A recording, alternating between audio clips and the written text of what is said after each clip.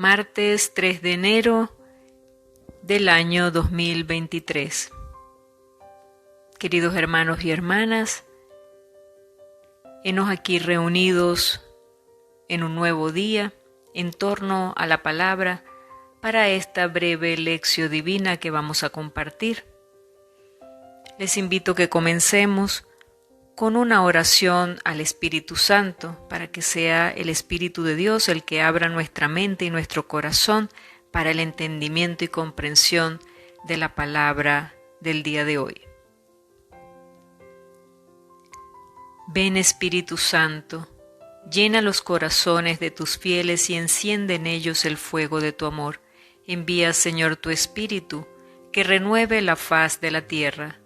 Oh Dios, que llenaste los corazones de tus fieles con la luz del Espíritu Santo, concédenos que, guiados por el mismo Espíritu, sintamos con rectitud y gocemos siempre de tu consuelo. Por Jesucristo nuestro Señor. Amén. Y damos comienzo a la lección divina con la lectura del Evangelio de hoy, tomado del libro de San Juan, capítulo 1, versículos del 29 al 34.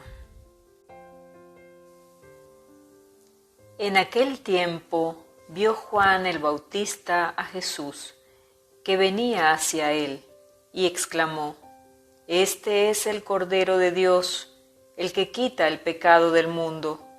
Este es aquel de quien yo he dicho: el que viene después de mí tiene precedencia sobre mí, porque ya existía antes que yo. Yo no lo conocía, pero he venido a bautizar con agua, para que él sea dado a conocer a Israel. Entonces Juan dio este testimonio: Vi al Espíritu descender del cielo en forma de paloma y posarse sobre él. Yo no lo conocía, pero el que me envió a bautizar con agua me dijo: Aquel sobre quien veas que baja y se posa el Espíritu Santo, ese es el que ha de bautizar con el Espíritu Santo. Pues bien, yo lo vi y doy testimonio de que este es el Hijo de Dios. Palabra del Señor. Gloria a ti, Señor Jesús. Bien, queridos hermanos y hermanas, vamos a entrar al primer paso de la lección divina y nos preguntamos: ¿qué dice el texto? Y en este paso vamos a reconocer el contexto donde se desarrolló la lectura, los personajes, los detalles y también las concordancias o paralelismos que podamos encontrar con otras partes de la Escritura, de la misma palabra de Dios. Entonces, vamos a comenzar. La escena está caracterizada por el encuentro del Bautista con Jesús. La atención del fragmento se vuelca sobre el contenido de la solemne proclamación del testigo en un contexto de revelación mesiánica. Es el hombre de Dios que ve por primera vez a Jesús. Este viene del Padre y camina desconocido entre la multitud, a la que le une su condición humana, y el Bautista exclama: He aquí el Cordero de Dios, que quita el pecado del mundo. El símbolo del Cordero reclama varios textos. El Cordero Pascual lo encontramos también en Éxodo capítulo 12 y en Éxodo también capítulo 29. Y el símbolo del siervo doliente lo encontramos en Isaías capítulo 42 y también capítulo 52. Jesús es el Cordero siervo, obediente al Padre, el que abole las culpas de los hombres y les comunica la vida nueva, con sufrimientos, con su muerte en la cruz. El testimonio del Bautista se refiere además al modo en que ha visto al Espíritu Santo bajar sobre el Mesías. Juan es el testigo mismo, es el que ve al Espíritu sobre Jesús bajar del cielo como una paloma. La imagen de la paloma en el ambiente judaico antiguo indicaba a Israel. Le indicaba el anuncio de la generación del nuevo Israel de Dios que comienza con Jesús y constituye el fruto maduro de la venida del Espíritu. Esta es la época de la purificación y del verdadero conocimiento de Dios a través del Espíritu. El Espíritu baja sobre Jesús y permanece en él de un modo pleno y estable.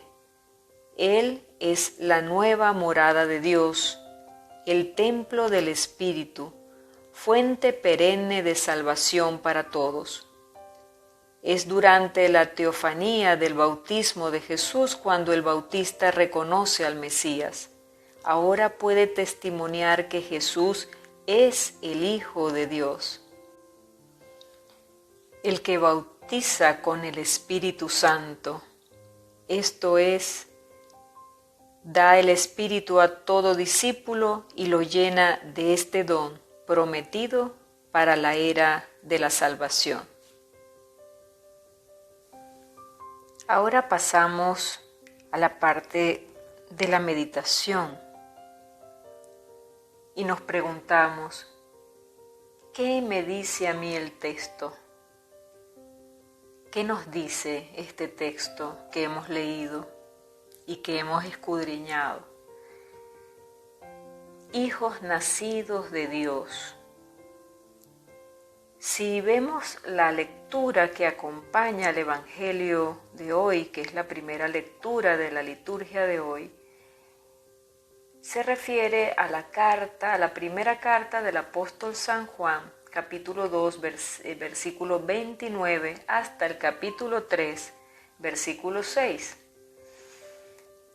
Ahí dentro de lo que nos habla el apóstol San Juan, hay unos puntos muy importantes que hacen referencia también al Evangelio. Y es que San Juan nos recuerda que el amor de Dios es tan grande que no solo hemos sido llamados hijos de Dios, sino que realmente lo somos. No solamente nos llamamos, sino que lo somos. Y por pertenecer, tener ese lazo con Dios, debemos esforzarnos para apartarnos del pecado, porque el que permanece en Dios no peca. Por tanto, esa primera lectura nos recuerda que somos hijos de Dios y tenemos una rotunda afirmación de nuestra condición de hijos de Dios gracias al amor que Él nos tiene y nos los manifiesta y nos los manifestó en Jesucristo. La consecuencia de esta filiación es indiscutiblemente obrar el bien, sacando, erradicando de nuestra vida el pecado que Cristo vino a borrar, como testimonia Juan el Bautista en el texto evangélico de hoy. Este es el Cordero de Dios que quita el pecado del mundo. Ese título mesiánico de Jesús nos recuerda al siervo del Señor. Según el profeta Isaías, y al Cordero Pascual sacrificado por la liberación del pueblo. El Bautista acentúa de nuevo la incomparable superioridad de Jesús sobre él, aunque alude al bautismo de agua que de sus manos recibió Cristo, no como uno de tantos, sino como quien posee el Espíritu que lo ungió para su misión profética. Dios nos ama gratuitamente porque quiere, porque es amor, porque ve reflejada en nosotros la imagen de su Hijo y nos ama con el amor mismo con que ama a Jesús, su unigénito. De ese amor que nos hace hijos adoptivos de Dios se deriva todo lo demás. No tenemos que comprar el cielo a base de merecimientos. Él nos lo ofrece gratis, como un padre, porque somos sus hijos. La única condición que nos pone es responder a su amor y vivir como hijos suyos. Nuestra adopción filial por el Padre en Cristo es un hecho real y ya presente. Mirad qué amor nos ha tenido el Padre para que nos llamemos hijos de Dios, pues lo somos. Ahora somos hijos de Dios y aún no se ha manifestado lo que seremos. Sabemos que cuando se manifieste seremos semejantes a Él, porque lo veremos tal cual es. Por eso podemos llamar a Dios Padre nuestro, como Jesús nos enseñó. Esta nueva es sorprendente, casi increíble. Podría parecer un cuento de hadas o la recuperación del paraíso perdido. Solamente un Dios que se define como amor puede llegar a ese límite. Existe una prueba definitiva que avala tan buena noticia y es la persona de Jesús. En Él nos predestinó el Padre a ser hijos suyos por adopción. En Él nos colmó de su vida divina, de su amistad, de su gracia. De esta situación fluyen otras dos realidades sublimes. Jesús es el primogénito entre muchos hermanos y nosotros somos herederos de Dios por ser hijos suyos, coherederos, por tanto, con Cristo. Nos hemos colocado ya al final, pero para llegar a la medalla del triunfo hay muchos pasos que correr. Es una dicha cierta, no es fantástica, pero dicha condicionada a una respuesta de fe y de amor por parte nuestra. Nobleza obliga, obras son amores y no buenas razones, y amor con amor se paga, reza el proverbio. Ya que somos objeto del amor del Señor, amémonos nosotros también unos a otros y amemos a Dios con el amor con Él que Él mismo nos amó. Pues Jesús declaró inseparables como primero y segundo mandamiento el amor a Dios y al prójimo. Todo el Evangelio, especialmente el de Navidad, es alegre noticia del amor sublime que Dios tiene a los habitantes del planeta Tierra. La encarnación de Cristo, palabra y sabiduría de Dios en la naturaleza humana, activa la mayor revolución de la historia, pues abre al hombre la posibilidad de alcanzar su dignidad más alta. A cuantos lo reciben con un corazón abierto, Cristo les da poder para ser hijos de Dios si creen en su nombre. La alegría navideña más profunda y auténtica no consiste en el Belén, el nacimiento, el árbol de Navidad, la mesa familiar, la paga extra, la lotería o las treguas pactadas en nuestra guerra fría o abiertas de resentimientos y zancadillas. La felicidad que mutuamente nos deseamos en Navidad y al comienzo del año radica en la entrada de Dios en nuestra historia para hacernos hijos suyos. Cristo se solidariza con el hombre, descendiendo a lo más profundo de la impotencia y debilidad que encierra el término bíblico carne, para levantar al hombre caído hasta la categoría de persona cabal, hijo de Dios y hermano de los demás. En buena parte de nosotros depende ahora la continuidad de su obra. Queridos hermanos y hermanas, y ahora vamos a entrar en el momento de oración, cuando debo pensar qué me hace decirle a Dios lo que acabo de meditar. ¿Con qué oración le voy a responder a Dios lo que me acaba de decir en su palabra? Señor, enviándonos a tu Hijo como Salvador, has hecho posible nuestra liberación del pecado y de la muerte y has restablecido nuestra comunión contigo. Con solo nuestras fuerzas no nos hubiera sido posible obtener todo esto. Y tú, sabiendo bien de qué material estamos hechos, nos has enviado a Cristo, tu Hijo unigénito, que nos ha hecho de nuevo hijos tuyos y sus hermanos. Has hecho bajar a tu Espíritu sobre Jesús para que Él pudiese iniciar su misión en la tierra y borrar todas nuestras iniquidades. Nosotros hoy somos conscientes de todos estos dones y en especial el don del bautismo con el que nos hemos convertido en verdaderos hijos tuyos.